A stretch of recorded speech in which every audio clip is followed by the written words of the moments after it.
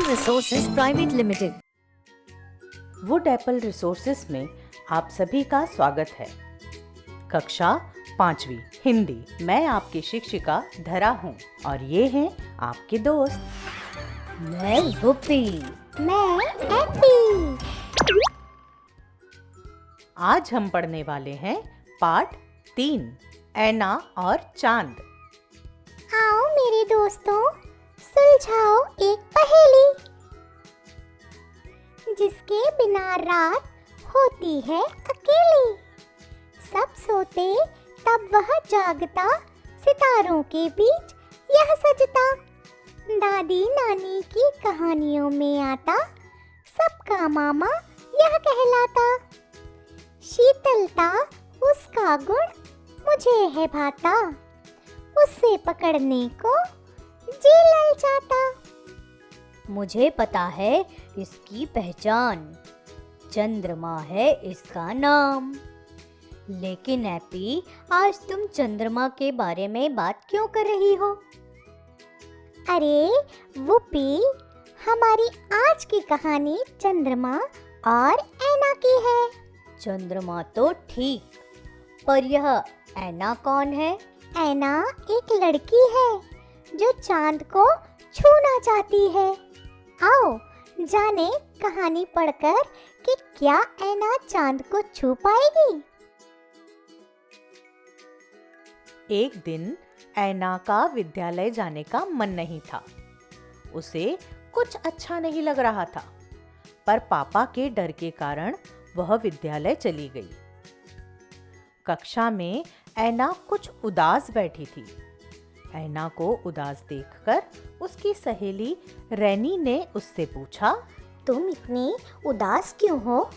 क्या हुआ ऐना? रैनी के पूछने पर ऐना ने उसे बताया कि आज उसने अपना गृह कार्य पूर्ण नहीं किया। ऐना की बात सुनकर रैनी ने उसे समझाया, तुम्हें अपना गृह कार्य समय पर पूरा करना चाहिए। तुम तो अपना हर कार्य समय पर करती हो, तो फिर आज तुमने गृह कार्य समय पर पूरा क्यों नहीं किया? ऐना कहती है, क्या करूं रैनी, मेरा आजकल पढ़ने का मन नहीं करता। रैनी कहती है, पर तुम्हें करना पड़ेगा। वे दोनों बातें कर ही रही थी। इतने में ही उनकी शिक्षिका श्रीमती श्रीवास्तव कक्षा में आई। उन्होंने सभी बच्चों की लेखन पुस्तिका की जांच की। उन्होंने देखा कि आज ऐना ने फिर से अपना गृह कार्य पूर्ण नहीं किया था। श्रीमती श्रीवास्तव ऐना को बुलाती हैं। वह उनके पास जाकर नीची नजरें करके खड़ी हो जाती है। श्रीमती श्रीवास्तव उसे समझाती हैं, तुम अपना गृह कार्य समय पर पूर्ण किया करो। यदि कुछ परेशानी हो तो तुम उसके बारे में मुझसे पूछा करो। लेकिन ऐना कोई जवाब नहीं देती है। श्रीमती श्रीवास्तव ऐना से कहती हैं कि आगे से मैं तुम्हारी लेखन पुस्तिका तभी जांचूंगी जब तुम इसे पूर्ण करोगी। इधर ऐना की माँ उसे विद्यालय लेने आती हैं, क्योंकि आज उन्हें ऐना को घुमाने ले जाना था।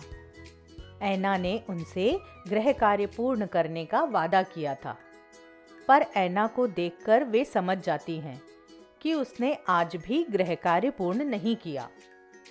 घर पहुंचकर ऐना चुपचाप अपने कमरे में बैठ गई। उसने न तो टीवी देखा और न ही कहीं बाहर खेलने गई। बस खिड़की से चांद को एकटक देखती रही। उस दिन पूर्णिमा की रात थी, तो चांद बहुत चमकीला और गोल नजर आ रहा था। वह ऐना को अपनी ओर आकर्षित कर रहा था। ऐना चाह रही थी कि वह उछलकर चांद को पकड़ ले। दोस्तों, क्या आपको पता है पूर्णिमा के दिन चांद गोल और चमकीला क्यों नजर आता है? क्योंकि जब चंद्रमा पूर्णिमा के दिन पृथ्वी के करीब से गुजरता है, तब चंद्रमा की सतह से सूर्य की परावर्तित किरणें पृथ्वी पर आती हैं। इस कारण से चंद्रमा पूर्णिमा के दिन बड़ा और चमकीला नजर आता है। अब कहानी में क्या होगा? क्या ऐना चांद को पकड़ लेगी। ऐना ने चांद को पकड़ने की हर तरह से कोशिश की। वह छत पर गई, हाथ ऊपर किया। उसे लगा जैसे वह हाथों से चांद को पकड़ लेगी, लेकिन चांद तो और ऊपर होता जा रहा था। वह गांव के सबसे ऊंचे घर मंगू चाचा की छत पर गई, लेकिन वहां से चांद उसे पहाड़ी के दूसरी तरफ नजर आ रहा था। उसने सीढ़ी लगाई, पर चांद था कि ऊंचा, बहुत ऊंचा हो रहा था। वह बहुत दुखी हो गई, लेकिन उसे विश्वास था कि वह चांद को छू लेगी। वह चांद से बातें करने लगी और बोली, मैं तुम्हें जितना पकड़ना चाह रही हूँ, तुम और ऊपर होते जा रहे हो। क्या मैं तुम्हें कभी छू पाऊंगी? चांद मुस्कुराते हुए ऐना को समझाता है। ऐना, अभी तुम्हें बहुत कुछ करना है। पढ़ लिख कर देश विदेश में नाम कमाना है और नई ऊंचाइयों को छूना है। जब तुम यह सब कर लोगी तो मैं खुद ही नीचे आ जाऊंगा। ऐना चांद की बातों से बहुत खुश हो गई। अब उसके मन में उत्साह था कुछ करने का। आखिर उसे चांद को जो छूना था। तो दोस्तों, इस पाठ से हमने जाना कि जीवन में चांद को छूने का अर्थ है अपने लक्ष्य की पूर्ति हेतु कठिन परिश्रम करना, सपनों को पूरा करने के लिए मन में दृढ़ विश्वास होना, कठिनाइयों को पार करके मंजिल तक पहुंचना, क्योंकि अपने लक्ष्य को हासिल करना ही चांद को छूने के बराबर है। आओ दोस्तों, जाने वर्ण, वर्णमाला और मात्राओं के बारे में। वर्ण भाषा की वह सबसे छोटी ध्वनि जिसके खंड और टुकड़े नहीं किए जा सकते, वर्ण कहलाते हैं। वर्णमाला वर्णों के व्यवस्थित समूह को वर्णमाला कहते हैं। वर्णमाला के दो भाग होते हैं, स्वर, व्यंजन। स्वर जो बिना किसी अन्य वर्णों की सहायता से उच्चारित किए जाते हैं, उन्हें स्वर कहते हैं। हिंदी भाषा में कुल 11 स्वर होते हैं। स्वर वर्णों पर मात्रा के रूप में लगते हैं। अ, आ, इ, ई, उ, ऊ, ऋ, ए, ऐ, ओ, औ। क, का, कि, की, कु, कू, कृ, के, कै, को, कौ। स्वर दो प्रकार के होते हैं, ह्रस्व स्वर, दीर्घ स्वर। ह्रस्व स्वर जिनका उच्चारण कम समय में और धीमे स्वर में किया जाता है, जैसे अ, इ, उ, ऋ। दीर्घ स्वर जिनका उच्चारण अधिक समय में और ऊंचे स्वर में किया जाता है, दीर्घ स्वर कहलाते हैं, जैसे आ, ई, उ, ए, ऐ, ओ, औ। आइए अब जाने अनुस्वार, अनुनासिक और विसर्ग के बारे में। अनुस्वार अंग, इसे अनुस्वार कहते हैं। इसका प्रयोग पंचम वर्ण के स्थान पर किया जाता है। इसका चिन्ह होता है यह, जैसे कंठ, कंधा, झंडा, चंपा। अनुनासिक, इसे अनुनासिक या चंद्रबिंदु कहते हैं। इसका उच्चारण करते समय नाक और मुंह दोनों से एक साथ ध्वनि निकलती है।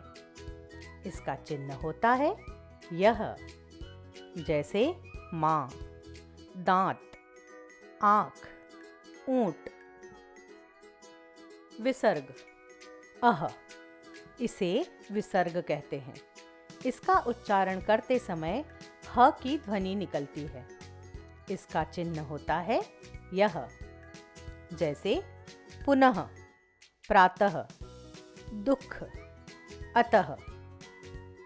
आगत वर्ण अ, यह एक आगत वर्ण है। हिंदी में अंग्रेजी के कुछ शब्दों के लिए इसका प्रयोग किया जाता है।